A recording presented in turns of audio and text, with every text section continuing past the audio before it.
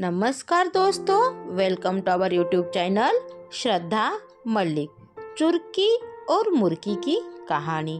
एक गांव में दो बहनें रहा करती थी, चुरकी और मुर्की।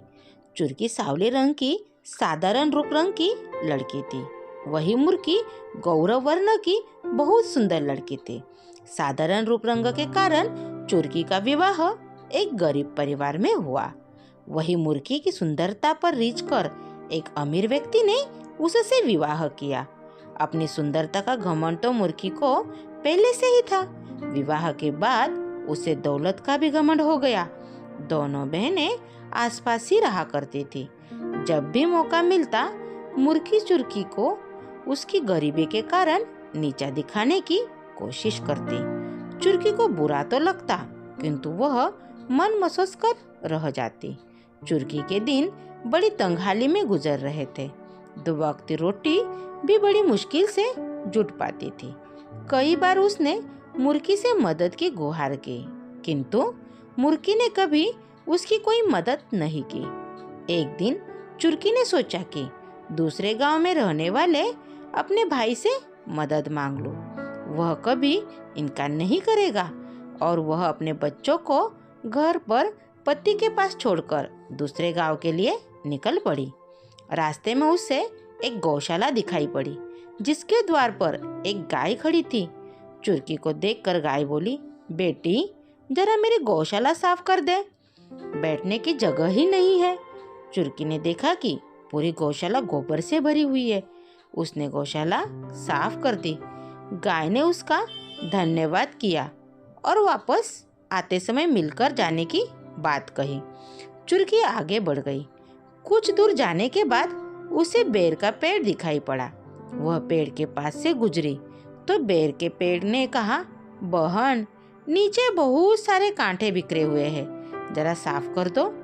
चुरकी ने बिना देर करे बेर के पेड़ के नीचे से सारे कांटे साफ कर दिए। बेर के पेड़ के उसका धन्यवाद किया और वापस आते समय मिलकर जाने की बात कही। चुरकी आगे बढ़ गई। आगे बढ़ने पर उसे एक बूढ़ी अम्मा दिखाई पड़ी, जो सिर पर भारी टोकरी लिए जा रही थी। चुरकी ने उससे पूछा, कहाँ जा रही हो अम्मा? गांव तक जा रही हूँ बेटी, बूढ़ी अम्मा ने जवाब दिया। मैं भी गांव जा रही हूँ, लाओ अपनी टोकरी मुझे दे दो, चुरकी ने कहा और बूढ़ी अम्मा के सिर से टोकरी ले ली। दोनों साथ साथ गांव पहुंची। चुरकी ने बूढ़ी अम्मा के घर तक टोकरी छोड़ी और अपने भाई के घर पहुंच गई। मगर उस समय भाई घर पर नहीं था। वह अपनी भाभी से मिली और उसे अपने घर की हालत बताकर मदद की गुहार लगाई। भाभी ने उसे घर से भगा दिया। दुखी होकर वह अपने गांव वापस लौटने लगी। रास्ते में उसी बूढ़ी अम्मा का घर पड़ा। बूढ़ी अम्मा ने उसे अपने घर बुलाया और कुछ खाने को दिया, फिर अपनी टोकरी देकर विदा कर दिया।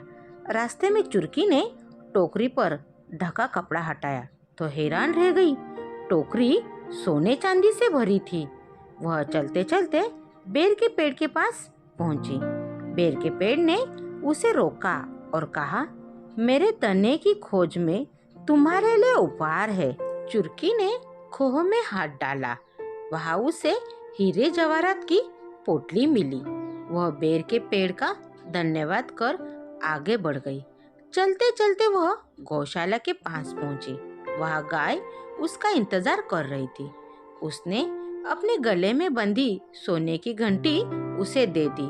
चुरकी जब घर पहुंची तो सारी चीजें अपने पति और बच्चों को दिखाई। वे सभी बहुत खुश हुए। उनके दिन फिर गए। वे गांव के अमीर लोगों में शुमार हो गए। ये देखकर मुर्की जल कुड़ गई।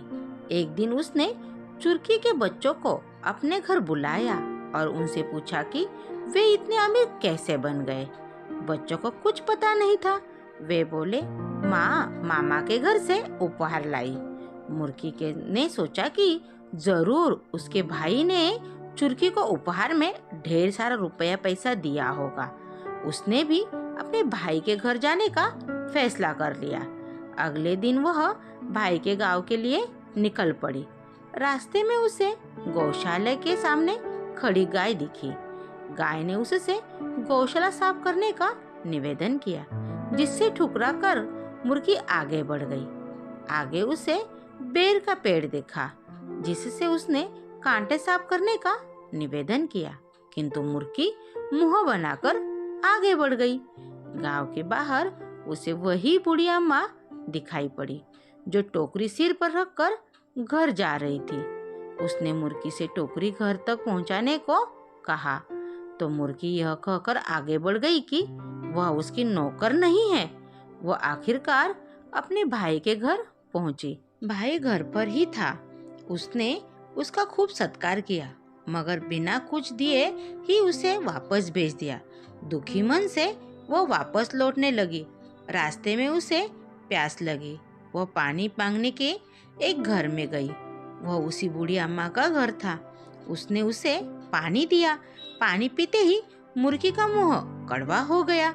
वह वहां से निकल गई।